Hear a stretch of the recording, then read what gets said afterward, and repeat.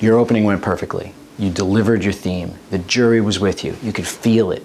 And then the defense starts cross-examining your client.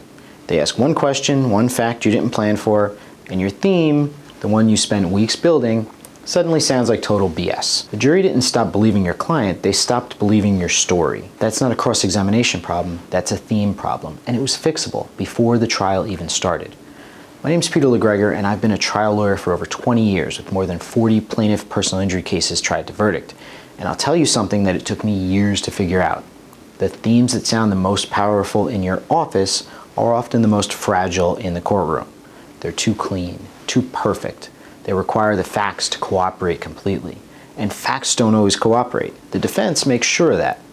A theme that only works when everything goes your way isn't a theme, it's a wish. In this video, I'm going to show you the one test that tells you whether your theme will survive the defense's best punch.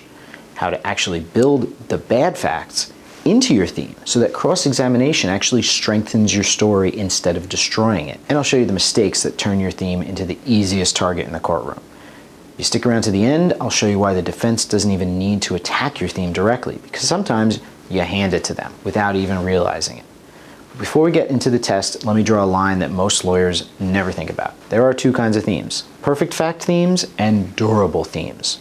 A perfect fact theme only works if every fact breaks your way. The defendant was definitely on their phone. The plaintiff had zero pre-existing conditions. The treatment was textbook, no gaps, no complications. How many of your cases look like that? I don't think any, because I've never had one like that in 20 years. Real cases have messy facts, and you need to count on the defense finding every one of them. A durable theme is different. It doesn't need perfect facts. It accounts for the mess.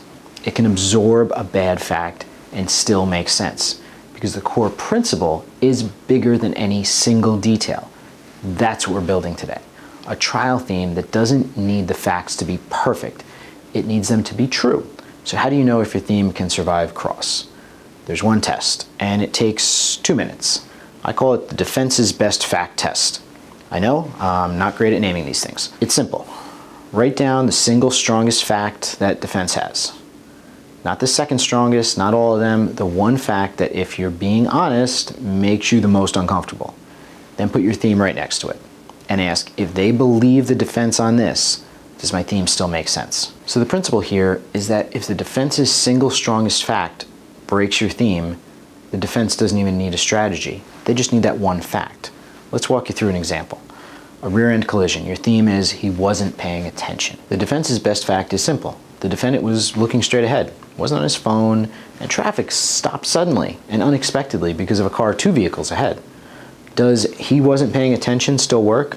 Barely, because the defense is going to argue he was paying attention. Traffic just stopped too fast for him. Now you might say, well, he's still at fault, right? Yeah, he is. But by using the wrong theme, you actually set up the defense for success, because you set the bar and they jumped right over it. You made it easy for them. Now let's try a different theme. He followed too close and the choice caught up to him. Same defense facts, traffic stopped suddenly, but following too close still holds, because no matter why traffic stopped, a safe following distance gives you the time to react. The theme doesn't need the defendant to be distracted, it just needs him to have made one choice, following too closely. And that choice made everything else inevitable. So all you have to do is this. Write down the defense's single best fact, put your theme next to it. Ask, can these coexist? Does my theme still explain what happened even with this fact in the room? If yes, your theme is durable. If no, then you got to refine it before trial. And this works in every personal injury case. Throw some hypotheticals at me in the comments and we can test it out. If you want a proven system for stress testing your theme and building it into a bulletproof opening, check out my opening statement course. The link is in the description below. Okay, so your theme failed the test. The defense's best fact breaks it. Now what? Most lawyers would start over, but there's a better move here. Don't abandon your theme.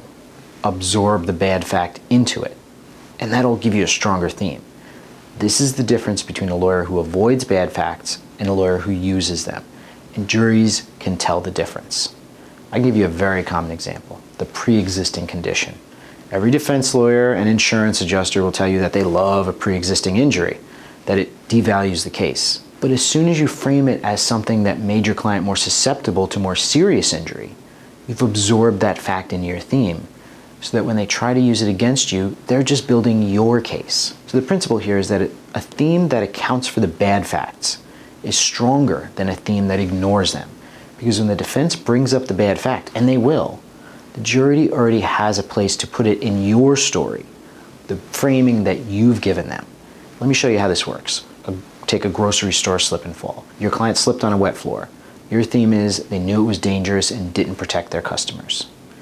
Defense's best fact, the store put a wet floor sign out.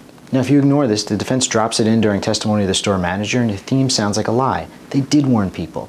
Your theme just said they didn't protect anyone. But watch what happens when you absorb it in a new framing.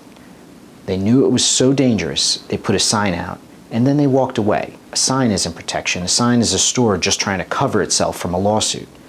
Now the wet floor sign, the defense's presumably best fact, actually reinforces your theme. It proves they knew. And then you say knowing without acting appropriately is worse than not knowing at all. It actually makes your theme and your argument stronger. That's what absorption looks like. The bad fact doesn't break your theme. It becomes evidence in favor of it. Your theme frames the whole case in a way that puts the defense on their heels. Here's the process you want to follow. List every bad fact in your case, all of them this time. For each fact, ask, does this fact prove knowledge, choice, or a pattern? Now, reframe that bad fact not as an excuse, but as proof they knew and chose anyway. Practice saying it out loud. Practice it in different parts of the trial. If it sounds forced, then work on the framing. Keep in mind this isn't an easy thing to do. It's not just a plug-and-play framework that you can copy. But this alone can win you a trial. Now let's look at a couple of hypothetical examples. A trucking case where the driver was within legal hours but exhausted. You can use that. Your theme can be, they didn't break the law, they broke common sense. How about a soft tissue case with a treatment gap? The plaintiff tried to push through it. That's what people do when they can't afford to be injured. Bad fact becomes the human moment that makes the story real. Okay, so you do all that, your theme is durable, it absorbs the bad facts. But there are 3 mistakes that undo all of that work. And most lawyers make at least one of these 3 mistakes. Let's look at the first and most common mistake. Your theme is, he rushed and someone paid the price. That sounds pretty solid. By itself, it's great. But then in opening you say, he was speeding, he was reckless, he didn't care about anyone on the road. Now the defense doesn't need to attack your theme. They just need to show that the defendant wasn't speeding. He was going maybe 2 miles under the limit. He wasn't reckless. He looked away for 3 seconds. Your theme was about rushing, but your opening made it about recklessness. You pushed too far, you exaggerated. And the defense just proved you exaggerated. Over-promising an opening can inadvertently change your theme and make things harder on you. The fix is easy though. Say exactly what your theme says, nothing more. Don't push it. He rushed is your theme. Don't try to inflate it to he was reckless and didn't care, just because it sounds better. Inflating your theme gives the defense a target that's easier to hit. Mistake number 2. The defense asks your client a hard question. Your client stumbles, and instead of guiding the redirect back to your theme, you start arguing the facts in this recross redirect exchange. You forget the story. You get into a point-by-point rebuttal, and the jury watches you abandon the narrative they're following to chase a rabbit down a hole. Defense lawyers love to bait you into this.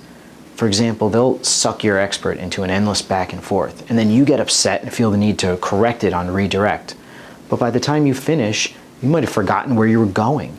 And if you didn't, the jury surely did. Now, I fell for this one a lot early in my career. I was all fired up, and every time I thought a defense lawyer was wrong, I felt the need to debate them through my witness. It never helped. So the fix here, after every cross-examination, your first redirect question should reconnect to your theme. Not the facts that they just argued about, your theme. Bring it back to your story before you address anything else. And if those debated issues relate to your theme, then by all means address them within the redirect, but make sure it connects to your theme. Now the third mistake is the root cause of most theme failures on cross. Let's say your theme was he was texting while driving, but it comes out he was adjusting with the GPS. Now your theme doesn't make sense if the defense is able to prove he wasn't actually texting. A narrow theme requires specific facts to be true. A broad theme requires principles to be true. He chose his phone over the road. Texting, GPS, checking a notification, it doesn't matter. The principle holds because the choice is the same. The narrower your theme, the easier it is for the defense to disprove. But a theme built around a principle only needs the principle to be true. And principles are much harder to cross-examine on than facts. So the fix here is to look at your theme. Is it anchored to a specific fact or to a human principle? If a single fact could disprove it, it's too narrow. Widen it to the principle underneath. Okay, so now you know how to stress test your theme. You can run the defense best fact test, absorb bad facts in your story, and avoid the mistakes that make your theme fragile. Everything I just taught you assumes your theme is solid to begin with.